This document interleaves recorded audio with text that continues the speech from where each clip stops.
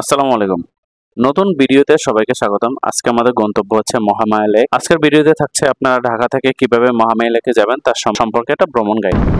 আমরা এখন বর্তমানে মহামায়া লেকের উদ্দেশ্যে যাচ্ছি। মহামায়া লেকে এই নিয়ে মনে হয় 5 বার প্রচুর মহামায়া লেকে যাওয়া হয়েছে। এত ভালো লাগে কি করবো? উপায় থাকে না উপায় থাকে না, অনেক সময় উপায় থাকে না। আসলে বড় ভাইদের কথা চিন্তা ভাবনা করলে অনেক সময় অপশন থাকলেও মানে বড় ভাইদের জন্য আসলে অনেক কিছু স্যাক্রিফাইস করতে হয়, যে কারণে আসলে এটা এক্সপ্লোর করা লাগে। এক্সপ্লোর ওয়েদার খুবই ঠান্ডা, রোমান্টিক। না ওদেরটা মাঝখানে এদিকে ভিডিও গেছিল। আমাদের আপনাদের সকলের ভাবিদেরকে নিয়ে আসতে পারলে ভালো হতো। গ্রামের পরিবেশে রাস্তা ধরে যাচ্ছি সিএনজি দিয়ে, এটা অন্য ধরনের একটা অনুভূতি, খুবই সুন্দর। আর এখানের ওয়েদারটা আসলে এত রোমান্টিক যে খুবই ভালো লাগতেছে। এখানে গরমের কোনো উপদ্রব নাই। আমাদের রাজেশ এখানে খালি মোষ চুলকাচ্ছে।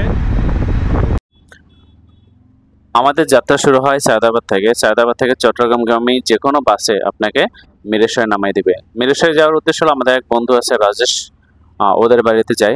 এর আগে মহামায়া লেকে বেশ আমার কয়েকবার আসা হয়েছে।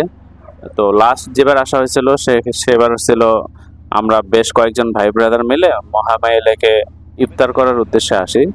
যদি সম্ভব হয় আপনারা উপর আইকন দেওয়া বাটনে ক্লিক করে ভিডিওটা দেখে নিতে পারেন। তো আমরা বর্তমানে মহামায়া লেকের উল্টা পাশে আছি, অপোজিটে আছি। অলরেডি আমরা লেগুনা থেকে নেমে গেছি।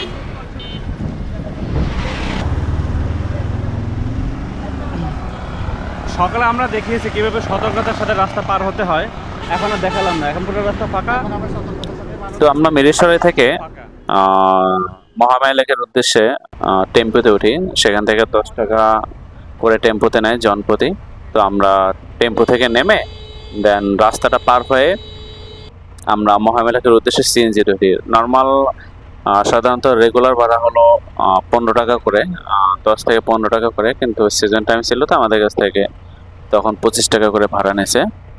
আর এই সেই রেল লাইন, দেখতে থাকুন বর্তমান পরিস্থিতি। আসসালামু আলাইকুম।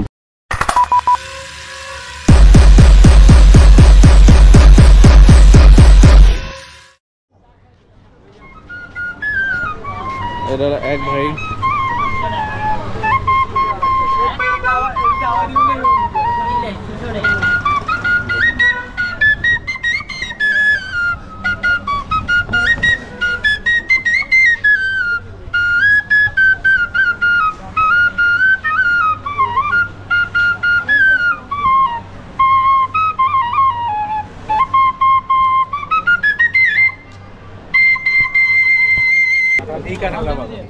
সব পাহাড়ি অঞ্চলের ফল ফ্রুট।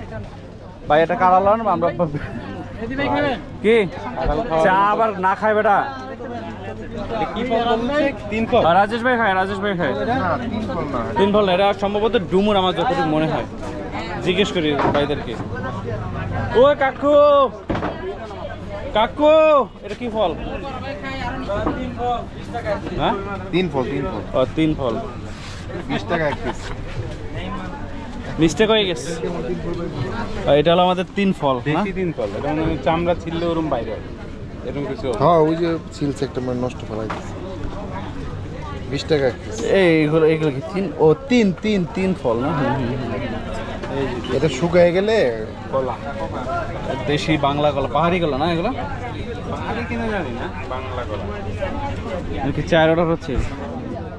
রাজেশ চা খাবা তুমি?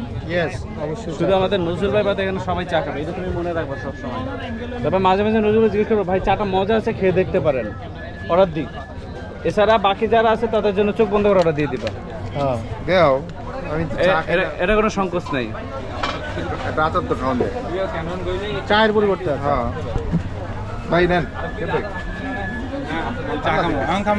সুন্দর করে চা বানানো হচ্ছে গুঁড়া দুধ দিয়ে। ভাই এখানে আসলে ভাই চা খাবে না, এই জন্য ভাই চায়ের পরিবর্তে আচার খাচ্ছে, চাটনি খাচ্ছে। চা খায় মহিলারা। হ্যাঁ চা মহিলারা খায়। চা মহিলারা খায়, গুঁড়া দুধের চা। হ্যাঁ চার কালারটা কিন্তু খুব ভালো আছে না ভাই? যদি মানে 20 টাকা করে কাপ, জানা মতে 20 টাকা কম হবে না। গুঁড়া দুধে 20 টাকা হইতে পারে। গুঁড়া দুধ না, কন্ডেন্স মিল্ক। গুঁড়া দুধ ভাই, গুঁড়া দুধ। কন্ডেন্স মিল্কের কথা না বললাম। গুঁড়া দুধ হয়েছে, আমি জানি না, কিন্তু কন্ডেন্স মিল্ক লাগে নাকি বুঝলাম না। আচ্ছা, এখন আমরা হলো ময়ামে লেকের গেটের সামনে। আর রেগুলার হলো টিকিট মূল্য আমরা জানি হলো 20 টাকা করে, কিন্তু আসলে এরা ঈদের শুভেচ্ছা মূল্য উপলক্ষে দাম হলো 30 টাকা বাড়িয়ে হলো 50 টাকা বানিয়ে দিচ্ছে। আসলে ঈদের সময় পর্যটক একটু বেশি আসবে স্বাভাবিক, তাই বলে আসলে 20 টাকা জিনিস 50 টাকা বানানো, এটা আসলে আমি যৌক্তিক মনে করি না। সো এই জিনিসটাকে আসলে পরিত্রাণ করা উচিত। 20 টাকা জিনিস 30 টাকা বানাতে পারতো সর্বোচ্চ এলে, কিন্তু 50 টাকা বানাতেছে। এটাকে আপনি কতটুকু যুক্তিসঙ্গত মনে করেন? যুক্তিসঙ্গত মনে করি না, কিন্তু তারপরে কিছুটা বাড়াতে পারতো, আসলে ঠিক আপনার কথা। কিন্তু একেবারে পুরোপুরি এত 50 টাকা বাড়ায় দেওয়া এটা ঠিক না। এটার ইজাদার হলো মেসার্স আর এ এন্টারপ্রাইজ। তারপরে যেহেতু এটা একটা প্রাকৃতিক পার্ক না, এটা তো ইকো পার্ক, প্রাকৃতিক পার্ক, তাই না? ইকো, এটা তো ম্যানমেড বা ইয়ে না, এটা তো একটা প্রাকৃতিক পার্ক। এখানে প্রবেশ মূল্য এত টাকা দেওয়া, এটা ঠিক হবে বলে আমার মনে হয়। এটা ঠিক না।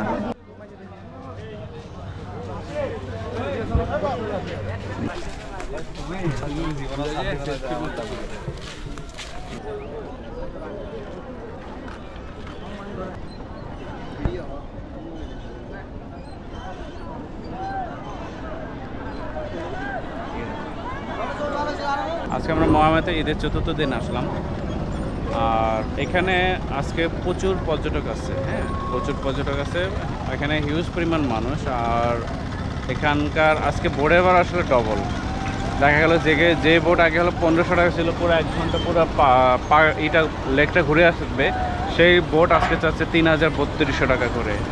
আসলে মানুষের যখন কোনো কিছু যখন চাহিদা বেড়ে যায়, তখন তার দাম আসলে আমরাই বাড়িয়ে দিই। আসলে সিন্ডিকেটটা আসলে ধ্বংস করা দরকার। আসলে এভাবে একটা জিনিস চলতে দেওয়া যায় না। আসলে বাংলাদেশের সরকার বা এদের দিকে যথোপযুক্ত আসলে চোখ দিচ্ছে না কেন? যেসব ইজাদার আছে বা যেসব দায়িত্বে আছে, তাদের উচিত আসলে ন্যায্য মূল্যে দেওয়া। কারণ সবারই তো একটু ইচ্ছা থাকে যে আসলে আজকে ছুটির দিনে সবাইকে একটু নিয়ে ঘুরে যাওয়ার জন্য, কিন্তু সেখানে যে পরিমাণ দাম, দেখা গেলো যে এন্ট্রি টিকিটে দেখলাম যে 20 টাকা টিকিট 50 টাকা করে ফেলছে। এটা কতটুকু যৌক্তিকত? আসলে আমি এটাকে কোনোভাবেই আসলে কোনো যুক্তি খুঁজে পাচ্ছি না। 20 টাকা টিকিট ঈদের সময় আসলে ঠিক আছে 25 টাকা কর, ঠিক আছে, কারণ এখানে সবাই আয় বা ইনকাম তো সব এক না। তো এটা উচিত আসলে মানে আসলে দামটা একটু নিজেদের সীমার মধ্যে রাখার জন্য, ঠিক আছে। আর রাজেশ আজকে নিয়েছে, রাজেশ নিজেও জানে না আসলে কি অবস্থা। যাই হোক, যদিও তাদের এলাকা, অবশ্য মক্কার মানুষ সস পায় না, একটা কথা আছে না, এরকম একটা কথা, এটাই ঘটনা। আমিও যদিও 3-4 বছর পরে মহামায়া লেকে আসা,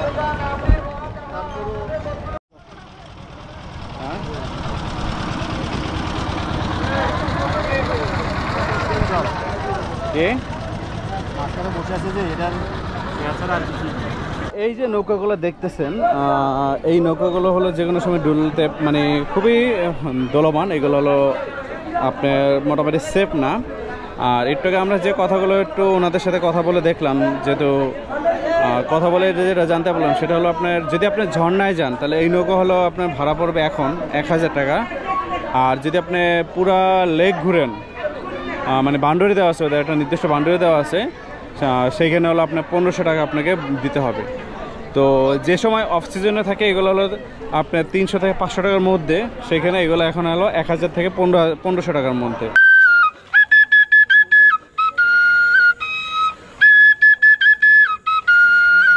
আমরা এখন রাসেল ভাইপারের খোঁজে, দেখেন জঙ্গলের ভিতরে খুঁজতেছি, আসলে কোনো রাসেল ভাইপার এখনো পাচ্ছি না আমরা এই ঘন জঙ্গলের ভিতরে। শিব ভাই কি কর না কা? না এখনো দেখতেছি না। কিন্তু এখানে রাসেল ভাইপার কি খুঁজবে? এখানে তো জঙ্গলে মঙ্গল কাম করে লাইছে।